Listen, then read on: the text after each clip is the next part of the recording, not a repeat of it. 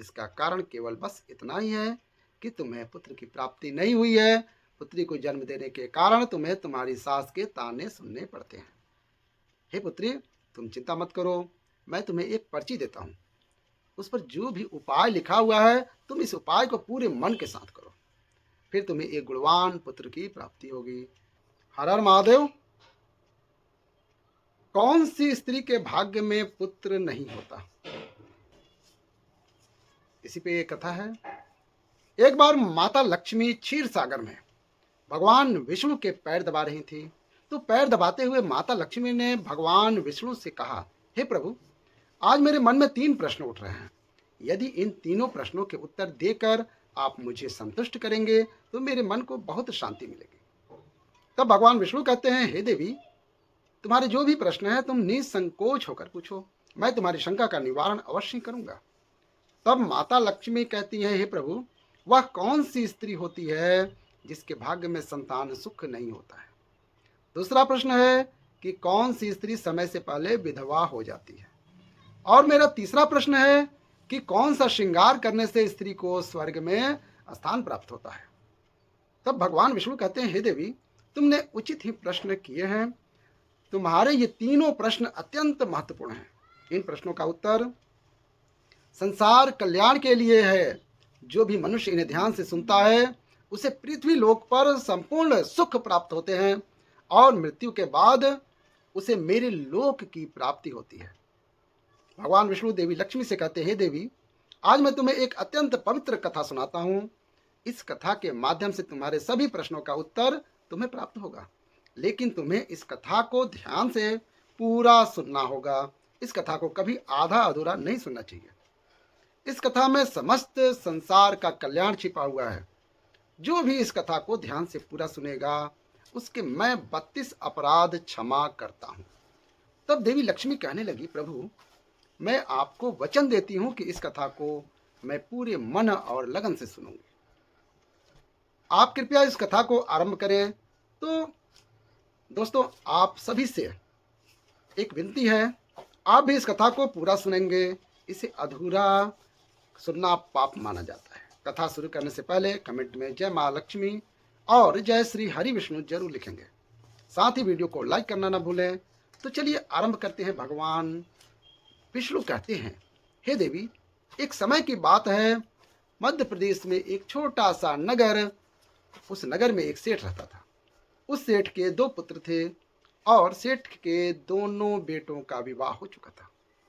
सेठ के घर में किसी चीज की कोई कमी नहीं थी, किंतु सेठ की पत्नी का स्वभाव अत्यंत दुष्ट था। सेठ की पत्नी और सेठ के बड़े बेटे की पत्नी दोनों का ही स्वभाव दुष्ट था। सेठ की पत्नी अपनी बड़ी बहू का तो बहुत लाड़ प्यार करती थी, किंतु छोटे बेटे की पत्नी के साथ बुरा व्यवहार करती थी। घर की सबसे छोटी बहू अर्थात छोटे बेटे की पत्नी बहुत अच्छे स्वभाव की थी, ईश्वर पर श्रद्धा रखने वाली पतिव्रता नारी थी। वह अकेले ही घर का सारा काम किया करती थी और गृह कार्य में दक्ष थी। इतना अच्छा स्वभाव होने के बावजूद उसकी सास उसके साथ बुरा व्यवहार करती थी, उसका हमेशा अपमान करती थी। उसके पीछे का कारण बस इतना था कि बड़ी बहू को एक पुत्र था और छोटी बहू ने पुत्री को जन्म दिया था। पुत्री को जन्म देने के कारण सेठ की पत्नी, वह बेचारी कर भी क्या सकती थी, जो भाग्य में लिखा था उसके साथ वही होता है। भगवान विष्णु कहते हैं, हे देवी, अब मैं तुम्हें छोटी बहू की कहानी सुनाता हूँ। इससे तुम्हें पहले प्रश्न का उत्तर प्राप्त हो जाएगा। और कौन सी स्त्री को पुत्र प्राप्ति नहीं होती है? हे देवी, सेठ की जो पत्नी थी वह पहले से ही दुष्ट और कुटिल स्वभाव की थी। उससे उसकी सास भी परेशान थी। सेठ की पत्नी अपनी छोटी बहू को सबसे ज्यादा दुख देती थी। छोटी बहू का नाम था सुकन्या और सुकन्या को सताने में उसकी सास को बहुत आनंद आता था। सुकन्या बेचारी रोज सुबह ब्रह्म मुहूर्त में जाकर अपने घर के काम करती थी और दिन भर काम करने के बाद उसे रात्रि में सोने को मिलता था। इतना होकर भी सेठ की पत्नी अपनी छोटी बहू से द्वेष करती थी।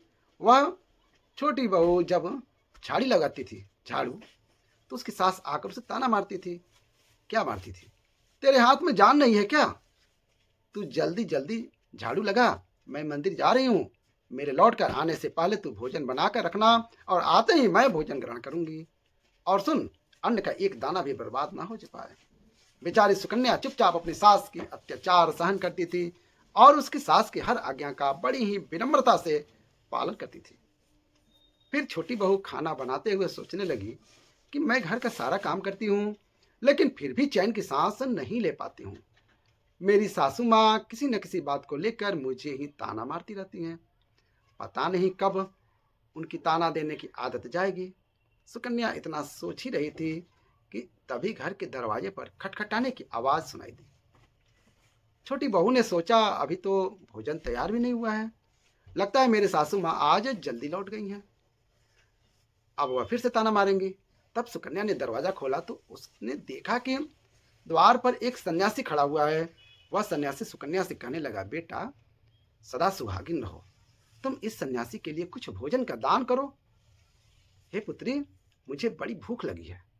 तब सुकन्या ने सोचा, अगर मैं इस सन्यासी को भोजन करा दूं तो इतने में मेरी सास आ गई तो मेरी खैर नहीं। कुछ देर तक विचार करने के बाद सुकन्या ने सोचा, यदि मैं सासू माँ के ताने के डर से इस सन्यासी को भोजन नहीं कराऊंगी तो मुझे महापाप लगेगा, मेरा सारा पुण्य नष्ट हो जाएगा। इतना सोचकर सुकन्या ने उस सन्यासी को घर के अंदर बुला लिया। अतिथि धर्म का पालन करते हुए सुकन्या उस सन्यासी को भोजन कराने लगी। उतने में ही उसकी सास घर पर आ पहुंची तो उस सन्यासी को घर के अंदर भोजन करते हुए देख उसे बहुत गुस्सा आ गया।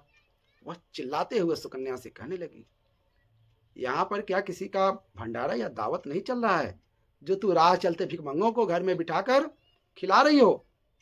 सुकन्या ने अपनी सास से बड़ी विनती की, लेकिन सुकन्या की सास ने बहू की एक नहीं सुनी और उसकी सास ने उस सन्यासी को घर से बाहर निकाल दिया और उसके भोजन को उठाकर कचरे में फेंक दिया। उसके बाद वह सास सुकन्या पर गुस्सा करने लगी, अरे दुष्ट औरत, मैंने तुझे कहा था कि अन्न का एक दाना भी बर्बाद नहीं होना चाहिए, लेकिन तूने क्या किया, उस भिखमंगे को इतना सारा भोजन दे दिया। सुकन्या डरते डरते बोली, सासू माँ, मैंने सन्यासी को अपने हिस्से का भोजन दिया है, इसमें आखिर इतना गुस्सा की क्या बात है? द्वार पर आए अतिथियों को कभी खाली हाथ नहीं भेजते हैं, ऐसा शास्त्र कहते हैं। फिर सुकन्या के सामने उसे बहुत डांटा। दोनों के बीच कई देर तक बहस हुई और सुकन्या के दुष्ट सास ने गुस्से में आकर सुकन्या को धक्के मारकर घर से बाहर निकाल दिया और घर का दरवाजा बंद कर दिया। सुकन्या देर तक घर के मुख्य द्वार के सामने खड़ी रही और बाहर से अपनी सास को आवाज देने लगी। सुकन्या की सास ने एक नहीं सुनी और उसे घर के अंदर आने नहीं दिया। फिर सुकन्या दुखी और उदास होकर अपने मायके के लिए निकल गई। मायके जाने के रास्ते में बहुत बड़ा जंगल पड़ता था। सुकन्या भूखी प्यासी रहकर उस जंगल के रास्ते पर से चलने लगी। तभी उसी समय अचानक जोर जोर से बादल गरजने लगे और मूसलाधार बारिश होने लगी। बारिश से बचने के लिए सुकन्या एक वृक्ष के नीचे जाकर खड़ी हो गई। वहां पर सुकन्या ने देखा पेड़ के नीचे में कोटर बना हुआ है। फिर वह बिना देरी किए जल्दी से उस कोटर में घुस गई। क्वार्टर के में जाने के बाद सुकन्या ने देखा कि अंदर कोई साधु महात्मा बैठे हुए हैं। वह सन्यासी कोई और नहीं बल्कि विष्णु भगवान ही साधु का रूप धारण करके बैठे हुए थे। जब उस साधु ने उस सुकन्या को देखा तो बोले, हे पुत्री, तुम इस घने जंगल में अकेले क्या कर रही हो? रोना बंद करो, मैं तुम्हारे बारे में सब कुछ जानता हूँ। तुम्हारे ससुराल वाले अत्यंत दुष्ट स्वभाव के हैं और वे तुम्हें बहुत दुख देते हैं। इसका कारण केवल बस इतना ही है कि तुम्हें पुत्र की प्राप्ति नहीं हुई है। पुत्री को जन्म देने के कारण तुम्हें तुम्हारी सास के ताने सुनने पड़ते हैं। हे पुत्री, तुम चिंता मत करो, मैं तुम्हें एक पर्ची देता हूँ। उस पर जो भी उपाय लिखा हुआ है तुम इस उपाय को पूरे मन के साथ करो, फिर तुम्हें एक गुणवान पुत्र की प्राप्ति होगी। फिर सुकन्या ने वह पर्ची ली और वह साधु के यहाँ से अचानक से गायब हो गए। साधु वहां से गायब हो गए। ये चमत्कार देखकर सुकन्या बहुत प्रसन्न हुई और जब बारिश रुकी तो सुकन्या का पति उसे ढूंढते हुए उस स्थान पर पहुंच गया। सुकन्या ने अपने पति को सारी हकीकत बता दी और फिर दोनों ही घर वापस ना जाकर उसी जंगल में रहने का निर्णय कर लिया। वहीं पर रहते हुए एक दिन सुकन्या के मन में पुत्र प्राप्ति का ख्याल आया और वह मन ही मन सोचने लगी कि यदि मेरा भी कोई पुत्र होता तो आज ससुराल में मुझे बहुत ज्यादा इज्जत मिलती। तभी सुकन्या को साधु के द्वारा दी गई पर्ची की याद आई। फिर वह पर्ची खोलकर पढ़ा तो उसने देखा कि स्त्री पुत्र प्राप्ति की कामना रखती है, उसे रात्रि में अपने पति की बाईं तरफ सोना चाहिए। ऐसा करने से कुछ समय बाद में बाएं करवट लेने से नाक का दाहिना स्वर और दाहिना करवट लेने से नाक का बायां स्वर चालू हो जाता है। फिर जब पुत्र की इच्छा हो तो उस स्थिति में मिलन से पहले यह निश्चित कर लेना चाहिए कि पुरुष का दायां स्वर चलने लगे और स्त्री का बायां स्वर चलने लगे तो उसी समय गर्भाधान किया जाना चाहिए। इसके विपरीत नाक के स्वर चलने से पुत्र की प्राप्ति होती है। उस पर्ची में आगे लिखा हुआ था कि मासिक धर्म शुरू होने के बाद पहले 4 दिनों में पुरुष के साथ मिलन करने से पुरुष को रगड़ता प्राप्त हो जाता है और 5वीं रात्रि में मिलन करने से पुत्र की प्राप्ति होती है तथा 6ठी रात्रि में मिलन करने से पुत्र रंध की प्राप्ति होती है। 7वीं रात्रि में मिलन करने से बंध्या पुत्री होती है। 8वीं रात्रि में मिलन करने से बलशाली पुत्र की प्राप्ति होती है।